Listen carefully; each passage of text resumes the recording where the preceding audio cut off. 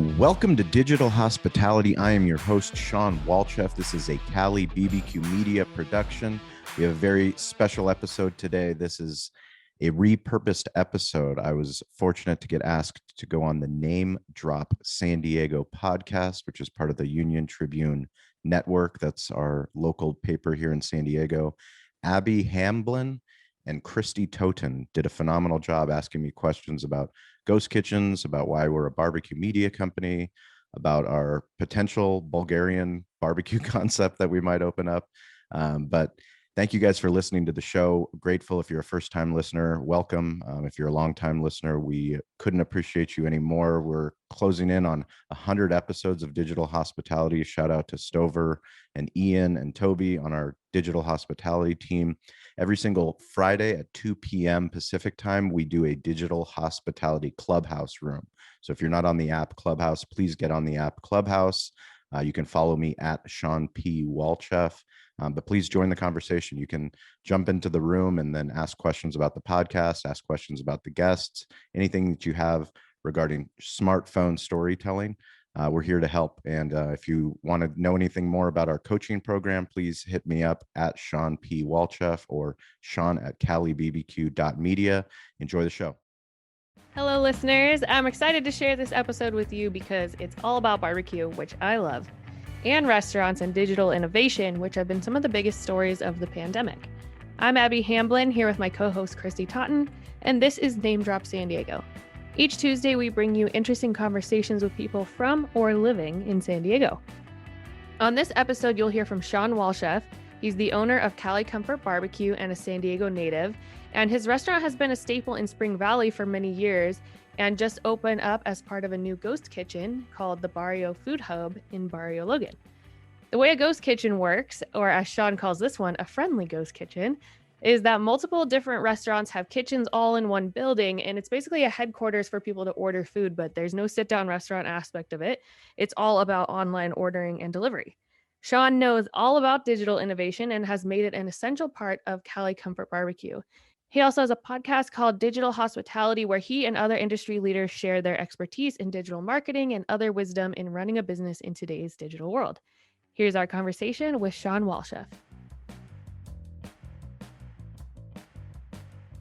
Okay, Shawn, thank you so much for joining us. Our first question is just, how did you fall in love with barbecue? Great question. Having grown up in San Diego, I was fortunate that my grandfather, who's Bulgarian, he raised me. I never met my father, but I was raised by my Bulgarian grandfather and my Japanese grandmother, and lived a life of privilege in the city of San Diego. Grew up in La Jolla, and the last thing I ever thought was, number one, that I'd be in the restaurant business, but number two, that if it was the restaurant business, I would be doing barbecue. But as a matter of circumstance,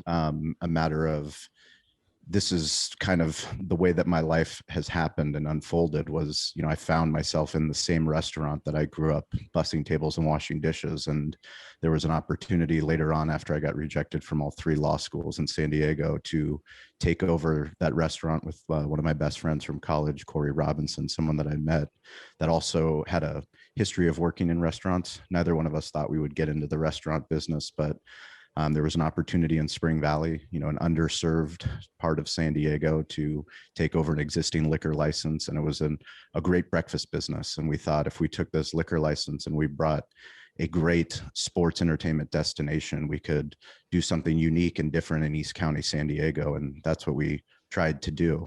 We didn't know anything about barbecue at that time. Barbecue came about because of our love of giving back and our love of youth sports. So we both grew up, like I said, in privileged lives. He grew up in Aspen, I grew up in La Jolla, but we had access to sports. We had access to uniforms. We had access to coaches. And it was something that we both felt passionate about, that if there were kids that couldn't play sports, if they couldn't afford uniforms, maybe we should do things to help give back. So we were always doing things for Little League, doing things for Pop Warner, doing things for soccer teams, out in East County. And once we started doing so many of those things, we realized, like, maybe we should focus our attention on one event.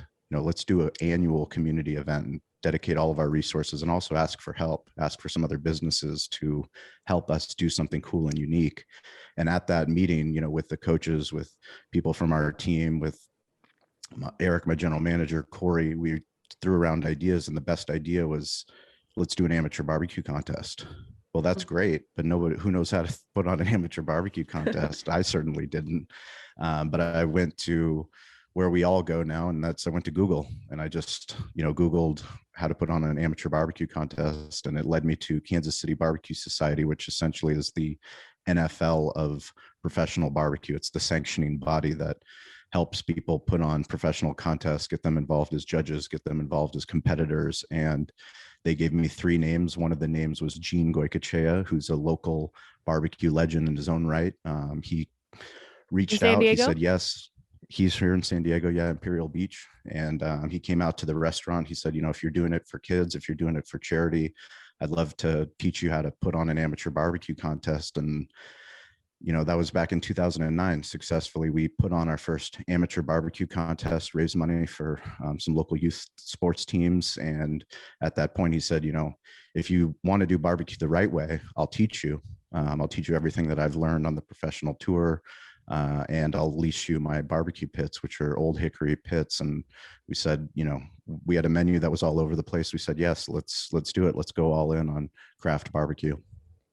Amazing. I mean, it definitely sounds like you're where you need to be, but I have to ask, what kind of law did you want to study?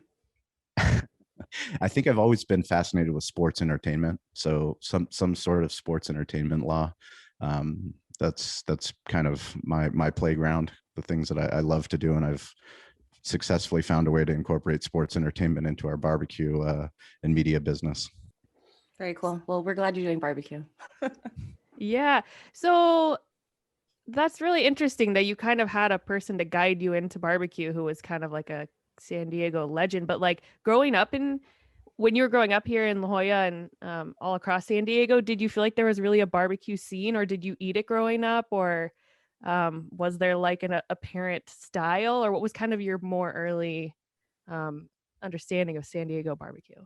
Yeah, I mean, to be honest with you, I think the thing that's always tied barbecue together for me is tailgating. I'm a Chargers season ticket holder, and I grew up going to Chargers games, Padres games at Jack Murphy and then Qualcomm. And barbecuing was grilling. Barbecuing was cooking carne asada, was cooking fish tacos in the parking lot. And for me, that was my association to barbecue. I also, like I said, my grandfather was Bulgarian, so they have a certain way to cook with fire. They cook kufteta, which are Bulgarian hamburgers, which are ground pork as well as ground beef, Bulgarian spices, onions, and they're basically made into small mini meatballs. But that was my introduction to what barbecue was. There certainly was no brisket in my life and no ribs that were smoked for 6 hours. That was all Gene's teachings. That sounds pretty good. I would like to try that. Do you have that at your restaurant?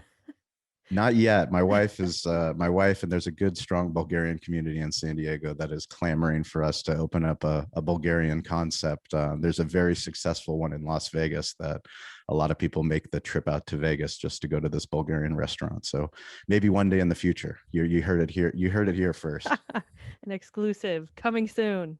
Yes.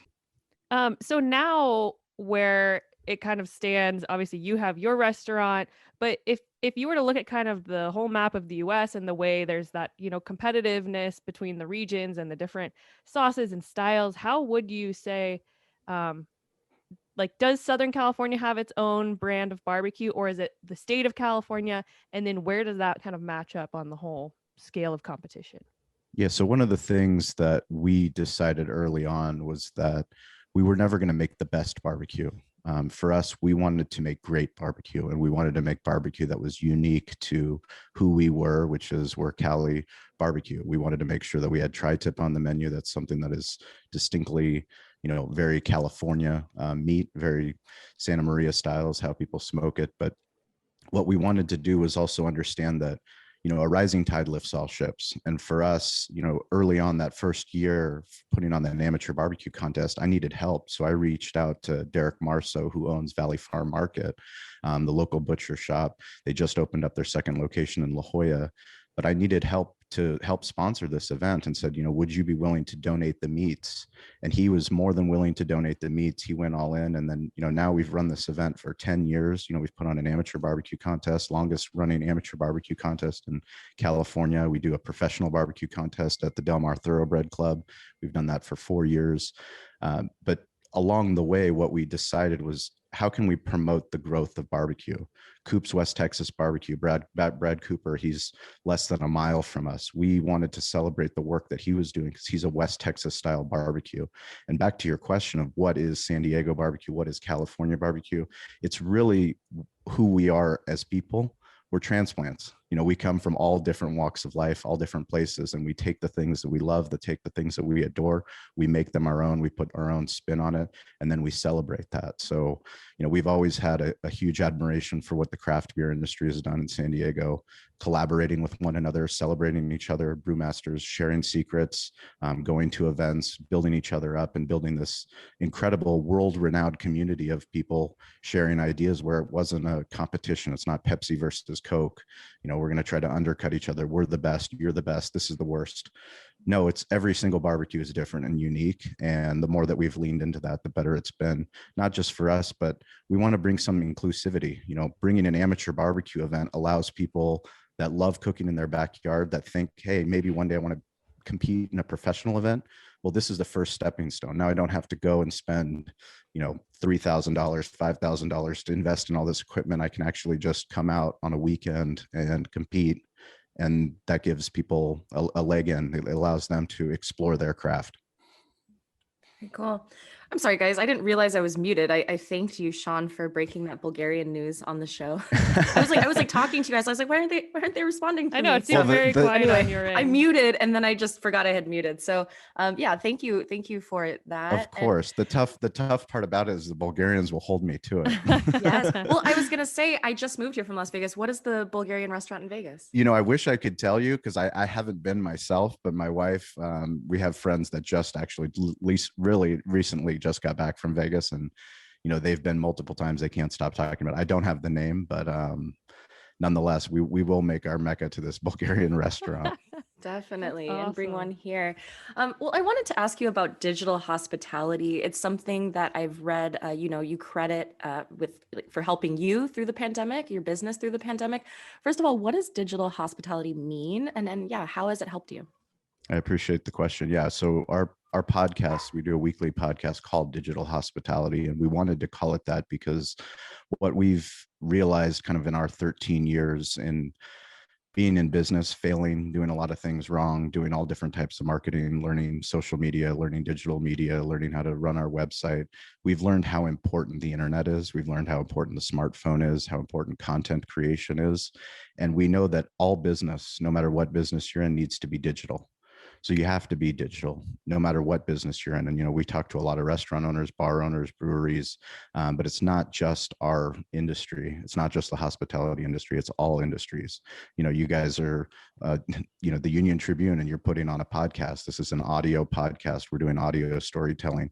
It's so important now in this day and age to be where people are, and people are on their phones. People are on these different apps, and more importantly, everybody needs to be in the hospitality business. So one of the big things that people get scared about with technology is that it's going to replace jobs. And the story that I like to tell the most is when we started as a restaurant, we're in a very, unique part of town, an eclectic part of town. And our restaurant's laid out in a way that when you arrive, you don't realize how big the restaurant is. And sometimes when you arrive, if there's not somebody at the front of the restaurant, you don't feel welcome. And early on, what we decided, there's a sign that says, please wait to be seated and please seat yourself. You've probably seen it when you walked into a restaurant. And that essentially is a hospitality hack. What a restaurant operator does is they put that sign up there so they don't have to pay for labor to be there, for someone to be there to welcome someone. So in between the lunch period and the dinner period, you would essentially put this sign up and allow somebody to seat themselves. When you walk into the restaurant and you see this sign, you get excited because, you feel like it's like, oh, I have permission to sit anywhere I want. But we all know once you go and sit wherever you want, you never get good service. You never get good hospitality. So what we decided early on was we're going to invest in hospitality. We're going to pay to always have a hospitality host at the front of our restaurant at all hours of the day. It didn't matter if it was busy. It didn't matter if it was non-peak hours. We were going to always have someone there to answer the phone, someone to welcome people when they came in, someone to thank people when they left. And it was one of the greatest investments that we made because it allowed us to create memorable moments. It allowed us to invest in hospitality, to start getting, instead of a 3-star review, a 4-star review, a 5-star review, starting to get people to share on Facebook, on Instagram, on Twitter, the great experiences that they had at our barbecue restaurant. And more importantly, we decided, well, what if we do that online as well? So instead of automating responses, what if we actually responded to people every time they wrote a Yelp review, whether it was good or bad? What if we responded every time somebody sent us a Google message? What if we responded to every email that we got, not in 48 hours, but within that same day period, within that same shift? And that was something that has been game changing for us. And that's basically what we do every week, is trying to find people that are playing the game within the game. So people that are really investing, that are doing something different and unique. Sam, the cooking guy, he's local here. Everyone knows who he is. He's one of my mentors, watching the brand that he's been able to create through legacy media, through TV, but then being able to adapt that to YouTube, to now to Instagram, to do all these different things, open up all these different restaurants, bring out knives, do all different kinds of things. He's doing that essentially through digital hospitality. The way that he runs his restaurants, the way that he runs his online brand, it's all about storytelling. So that's essentially what our digital hospitality thesis is. Yeah, it's been interesting to see the things that have been, like the QR code is a perfect example. You've seen so many restaurants immediately shift to that for the touch, so you don't have to touch a menu. But what are some of the things that Cali Comfort does? I guess maybe you don't want to give away everything, but what's an example of the way that you're focused on digital and presenting yourself online? I mean, I think one of the most important things is actually we do share everything. And I think that's what makes us different and unique, is that we know that it's not about us. It's so much bigger than us. And if we're willing to share the new technology that we're bringing into our restaurant, that we can help empower other restaurants to do the same thing. During the pandemic, we've become 3 times more profitable as a digital first restaurant than we ever were as a full service restaurant and sports bar. It was the first time that we opened a second location, which is our Barrio Logan Ghost Kitchen location. I'll talk a little bit more about that in a bit, but we have a question about that. We have multiple. And it's actually the next question. Good timing. Perfect. Yeah, so jump right in. So one of the things, so what we understood during the pandemic is a lot of people talk about the pandemic and making a pivot, pivoting to investing in digital, investing in social media, content creation. Like, we already knew that stuff made us who we were. It was in our DNA. I mean, we've been putting on a podcast since 2017. We know how important digital storytelling is, content creation, and interacting with people and building community online as much as we do in real life. But one of the most important things for us was understanding, how can we create content that's not just valuable to us, but it's valuable to our restaurant partners, and it's valuable to another restaurant owner. So most people, when they think about social media, it's like, well, I need to put a picture of ribs so that people feel like they're hungry and then they come to eat ribs at Cali Comfort. Well, that makes us just like, it does work. It does work.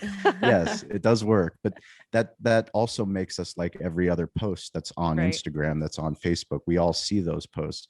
But what if we started creating different content that was educational? So this educational content about, why does Eric Olafson, my general manager, and why are we going to unbox our Toast point of sale system equipment?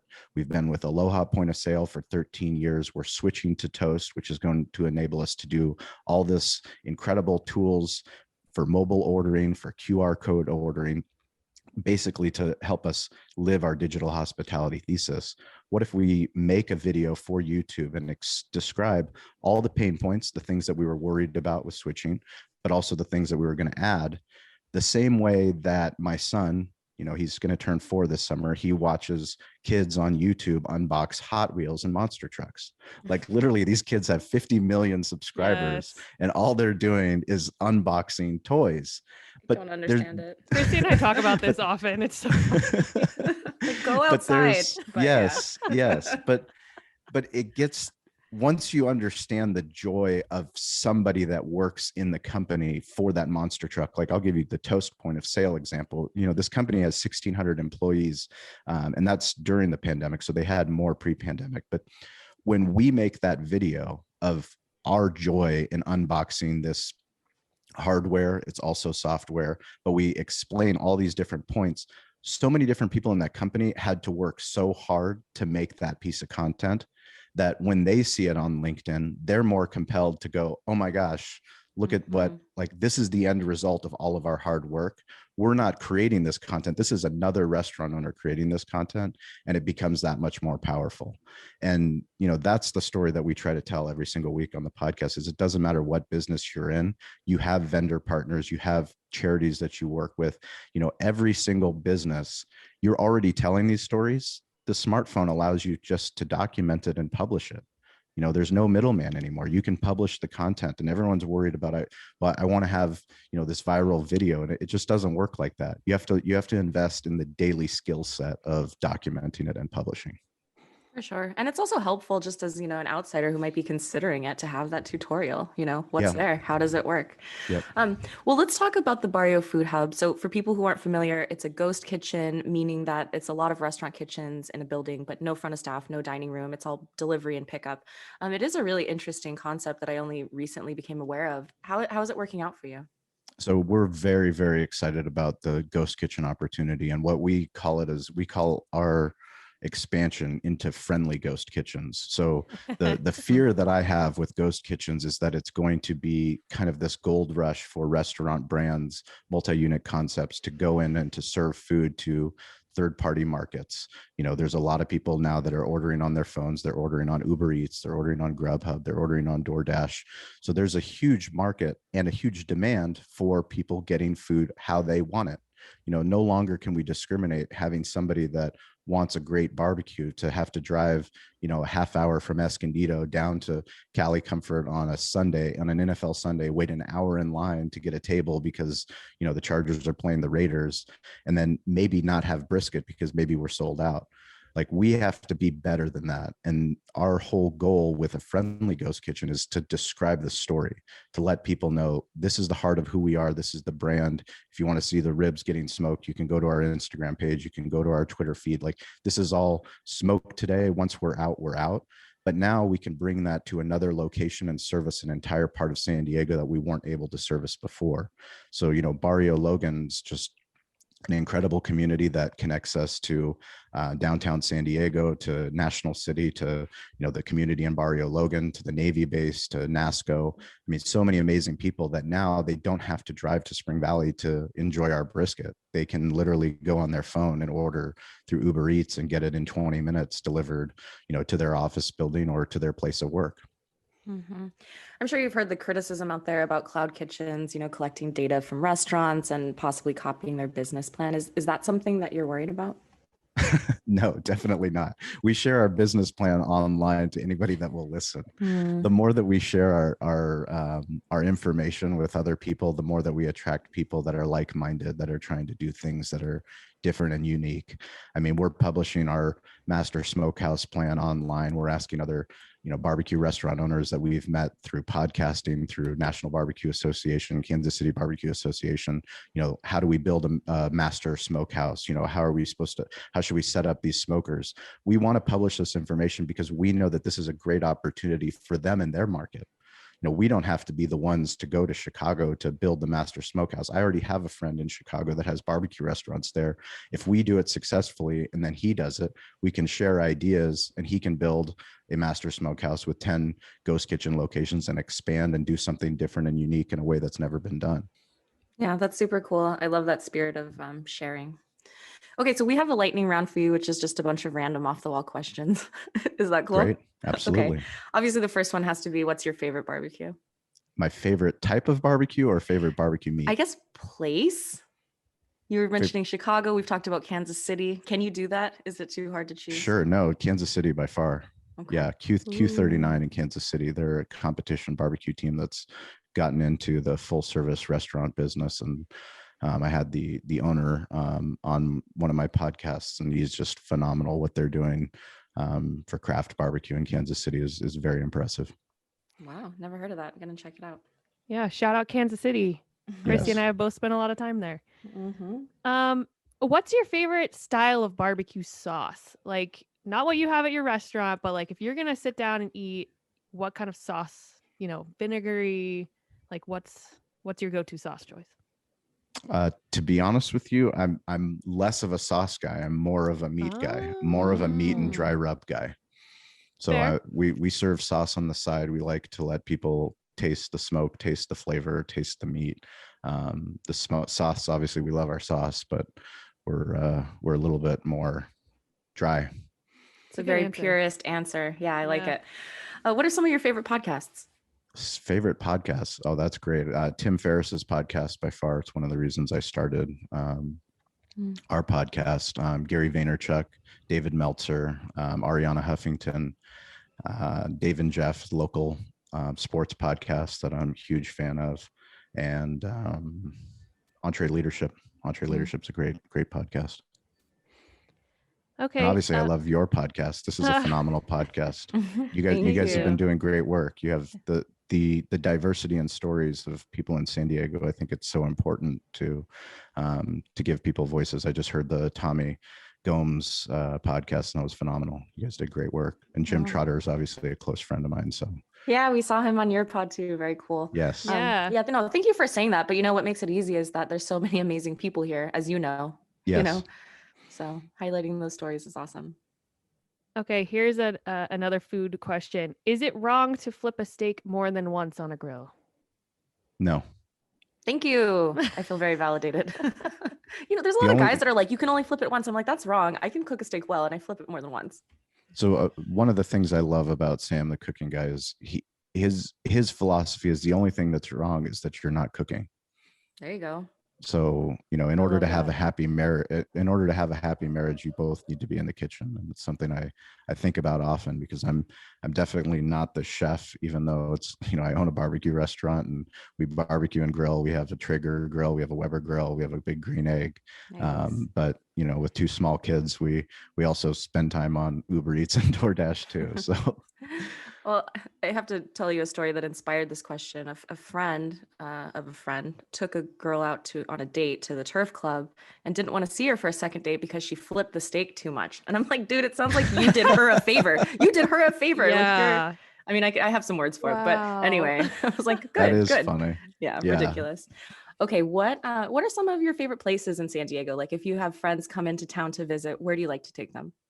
Quattro Milpas for sure in Barrio Logan. It's one of the greatest places. There's another restaurant called Ichiban in PB, which is a comfort Japanese restaurant. It's not going to make any list, but it's a place that my grandmother and my grandfather, we would spend many times. Mandarin House, which is no longer operating. Hopefully that gets back up and running. I love what Jeff Fenster has done with Everbowl. It's an incredible place. Hans and Harry's Bakery, another San Diego incredible place for a fruit strudel. Wow, nice. You just gave me like homework. Yeah. and then of course Kaiserhof, which is the place I go for bratwurst. You must have like the best house parties with all of this like understanding of the food scene in town, and also your like 3 or 4 grills you mentioned at your house. I'll be honest, we're very good at throwing parties. That's awesome. Kind of in my DNA. Yeah. Oh, actually, on that note, I actually have a question, because if you can't tailgate at Chargers games, like where do you still tailgate? Like, do you go to, well, you do, if you have season tickets, you go up to LA, but in San Diego, do you tailgate at Padres games or like state games? I mean, not during, we haven't during the pandemic. We have friends that I'm actually on my way, the day that we're recording this podcast, I'm going to do a tour of not a tour, but at least a pitch from San Diego State and their new stadium experience to see if we can find a deal to get Cali BBQ in there. So I'll let you know how that goes. Wow, very cool. So many exclusives today. Yeah. I know. Hope it works out. News. Yeah, cool. Okay, what is your most prized possession? Yes. Most prized possession? Can I say my children? Does that work? No, that's wonderful. I mean, yes, you can. That's wonderful. We're like, no, you can't. An item. Yeah, my iPhone, easy. Okay. My iPhone connects me to the whole world. My iPhone Yeah. connects me when my wife and my kids, they're going to Bulgaria in the next 2 weeks. They'll be there for a month before I join them. I'll be able to see them every single day in HD and do it over Skype and have it a free call. It's, they'll be in the village and I'll be here in Eastlake, and it wouldn't happen without that iPhone. That's a really good advice. Or that's a really good answer. Like a lot of times people say, We take it for granted. We We take do. technology for we granted. do totally We do. carrying around like a pocket computer. It's easy to Yeah. focus on all the bad things that come with Facebook and come with the internet. And we have to remind ourselves how incredible this technology. I mean, I get frustrated when my Bluetooth doesn't kick in when I get into my truck, for a Mhm. call. But then we think about dial-up, right? Yeah, it's like, seriously, Yeah, am I remember seriously bag upset about phones? this? Yeah, Oh gosh. exactly. What is the best advice you've ever gotten? My grandfather, he taught me, stay curious, get involved, and ask for help. Ooh, I love that. It's a good one. What was your favorite toy as a kid? My favorite toy as a kid, a basketball. Makes sense. Yeah. Do you have pets? I have a dog. I have a King Charles Cavalier. He's almost as old as the restaurant. He's a Wow. trooper, and I have bad news for him. He has to last forever because my daughter absolutely adores him. Yeah. Yeah. Ugh. Okay. And final question, what is your dream vacation? Dream vacation I'm actually going to be going on. Dream vacation is always spending time with the family back in Bulgaria. My grandfather was Bulgarian. He was born in a village, and he was born to be a farmer. It was because of his love of curiosity that enabled him to read every single book in his village. He read every book in that library. He had to travel to other villages to read their books. And, I just got fortunate that I met my Bulgarian bride here in San Diego. She was studying English over here with some of her friends. And now I have a beautiful Bulgarian bride, and I have children that are more Bulgarian than I am. That's So awesome. going on vacation with them and going back to the motherland, that's the dream vacation. Very cool. I wanted to ask you about, we've heard in the news lately about, eating less red meat is good for, the climate, the planet, to lower our carbon footprint, slow global warming, stuff like that. As somebody who likes meat, obviously sells meat, I mean, like, what do you make of that? I think for us, it's important to be responsible with everything that we do, as a business, as a leader, as a husband, as a father. One of the things that we're focused on is our environmental impact that we're making with our to-go packaging. We know that we can be better. So we're working on ways to be better. We're working on ways to investigate, about red meat, about vegetables, things that we can add to our menu items to be healthier. But, honestly, I think it's just, for us, the most important thing that we do is every single day that we remain curious. If we're not curious, if we're not continuing to learn, continuing to evolve, continuing to adapt, then, we won't be in business. And we plan on being in business for a long time to come. I'm curious, like, I don't know if it's even okay to ask a restaurateur this question, but if you had somebody coming in your front door at Cali Comfort and they were only going to eat there one time in their whole life, or that's what they thought going in, and you want to get them to come back, what do you serve them, or what do you recommend on your menu? It's easy. That's why we made the menu item. It's the tailgater. Oh, So we made a okay. tailgater barbecue feast, which is, most barbecue restaurants, what we found was they would have a combo platter, or, their big meal, and the big meal would always exclude the most expensive meat, which are typically the ribs and the brisket. Yeah. So there would be an extra upcharge. What we decided is, let's make a platter that can feed 3 to 5 people, and we'll put every single meat that we have on there, every side that we have on there. And it's been the most successful thing that we have, because you get to try ribs, you get to try brisket, you get to try rib tips, you get to try pulled pork, you get to try tri-tip, wedding beans, mac and cheese, potato salad, coleslaw, jalapeno cheddar cornbread. If there's something, if you can't find something that you like in there, then maybe we're not your right restaurant. I'm like, check. I'll take one of those. Take one of those. Yes, I'll eat that. Yes, I'll eat that. Everything on the list. Something that strikes me about you is like you're so generous, and you're so thoughtful. It seems like in your life and obviously in your business. Like, where did that come from? Is that a lesson, and it served you, you've done well. And I suspect that's a big part of it, sharing your business plan, just wanting to give back. Is that something that you've always had, or did you have to learn it along the way? I mean, I think, growing up, not knowing my father and getting raised by my Bulgarian grandfather and Japanese grandmother, they taught me so many things, and they gave me a life of privilege. I went to the Bishop's School. I was part of a class of 100 kids graduating, and so many of those kids that are close friends of mine are very, very successful in whatever profession they chose. And for me, I had a different perspective. Even though I was living this life of privilege, when I was 13, my grandfather and grandmother said, we're going on the weekends to drive to Spring Valley to wash dishes and bus tables, and you're going to learn the value of work.